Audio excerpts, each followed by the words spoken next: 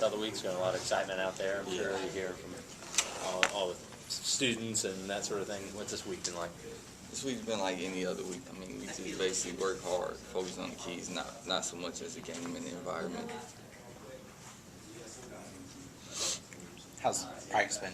Talking to Vince, and he said you couldn't even tell the difference in the coaches from the first 2 weeks. I mean, they acting the same. That's what we want. We don't want no change, and it's been fast-paced like it usually has been. The Bert and Willie kind of banged up. Have you seen a lot more reps in practice so far Definitely. this week? I mean, that's what good players do. They take the reps that the other players can't. And I mean, I'm sure they'll be back throughout the week.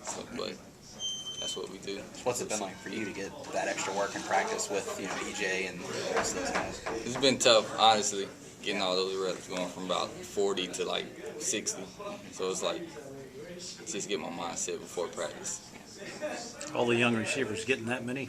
All the freshmen, sophomores that we've seen so far getting extra reps? Yeah, that's why we do like 6:30 a.m. meetings just to get the young guys in the playbook, getting them ready for the practices.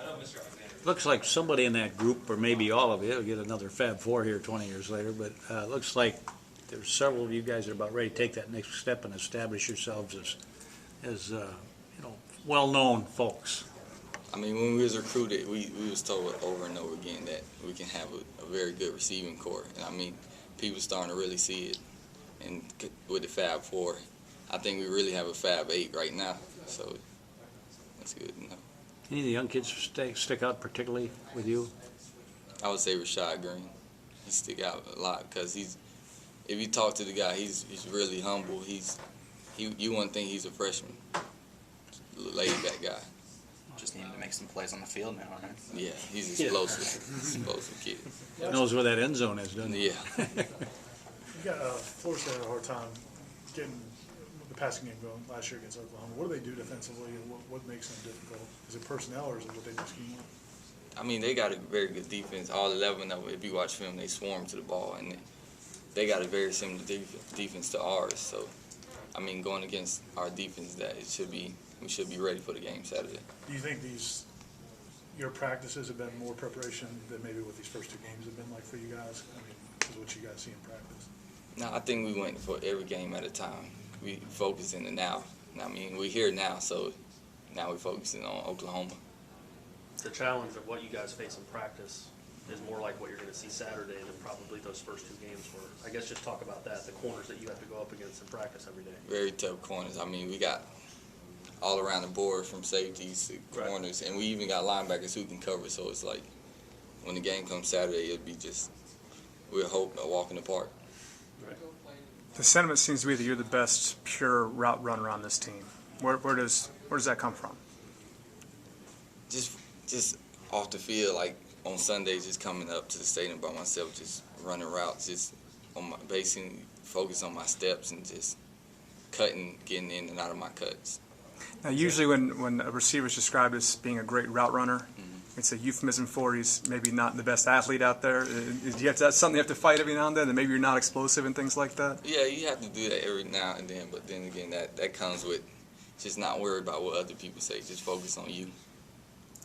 What you were saying about the route running, is that something that you do after games on Sundays, that you'll come back in the stadium? Yeah, after game, like after we do stretch and stride, I come out here on my own time and just put on some gloves and stuff, just basically visualizing me coming in and out of my cuts with EJ. We were saying that about you last year as well, when you hadn't had the opportunity to play as much in games. Is that something you started while you were in high school? Yeah, I mean, training with Tom Shaw and focusing with just going against DBs that's on another level, like NFL level, and just going with them and getting keys and just like basically just, I don't even know the word, but just basically just going against DBs and working on my routes as a whole.